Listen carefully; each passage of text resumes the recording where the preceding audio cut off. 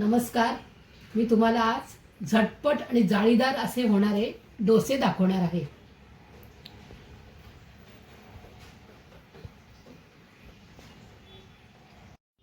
झटपट डोस्याचं मी तुम्हाला साहित्य दाखवते.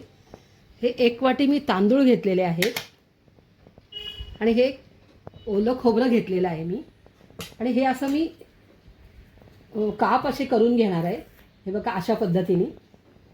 आणि हे काप आणि हे ह्या 1 वाटी तांदळाला आपण 2 वाट्या गरम पाणी, म्हणजे गरम पाणी असं की हे ओलं खोबरं आहे ते मी गरम पाण्यात भिजवणार आहे. आणि हे भिजलेलं खोबरं ह्या गरम पाण्यासकट मी तांदूळ भिजवायला घालणार आहे.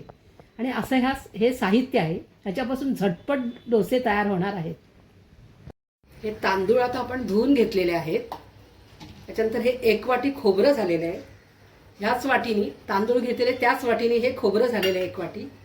आणि हे पाणी आपण 2 वाट्या हे थोडं गरम करून घेऊया.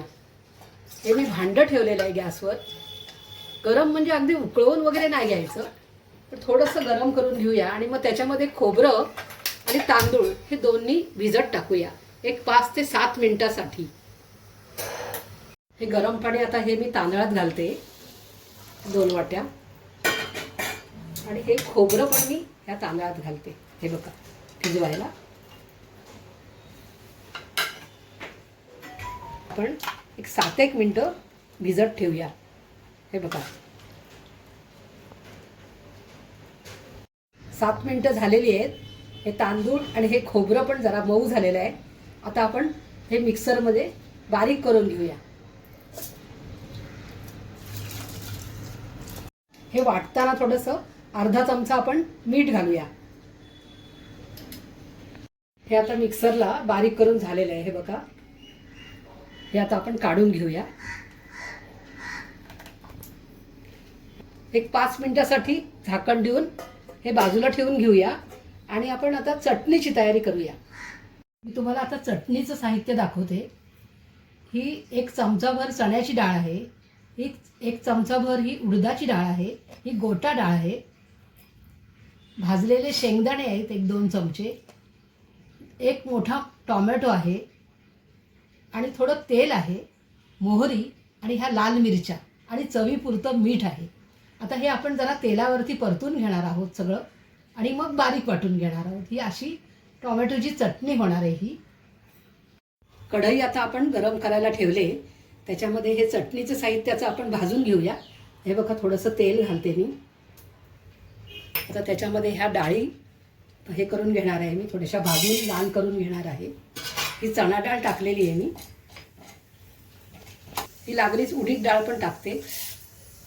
हे आपण जरा लालसर भाजून घेऊया ह्याच्यात. आणि मग मिरच्या, टोमॅटो, शेंगदाणे, मीठ, मोहरी असं सगळं एकत्र करून वाटून घेणार आहोत. ह्या मिरच्या पण तेलावर परतून झालेल्या आहेत. आता आपण थोडेसे शेंगदाणे परतून घेऊया.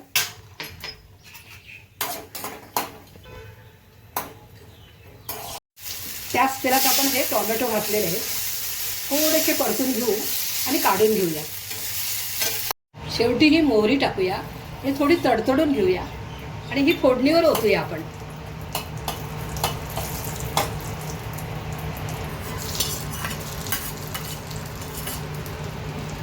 हे चवीपुरतं आता मीठ घालूया. आणि ही चटणी आपण मिक्सरला बारीक करून घेऊया. पिठामध्ये आपण आता अर्धा चमचा बेकिंग सोडा घालणार आहोत. हे बघा. आणि थोडंसं वरून मी पाणी घालते.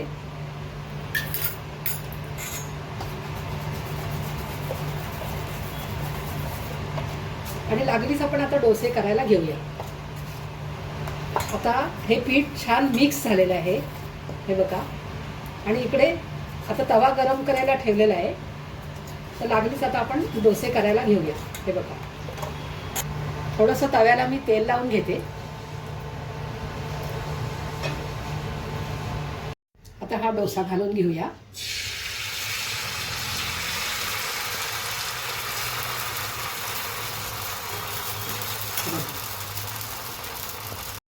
हे बघा आता कशी छान डोश्याला जाळी सुटलेली आहे बघा. असा पटकन डोसा तयार होतो हा. आणि चवीलाही सुंदर लागतो.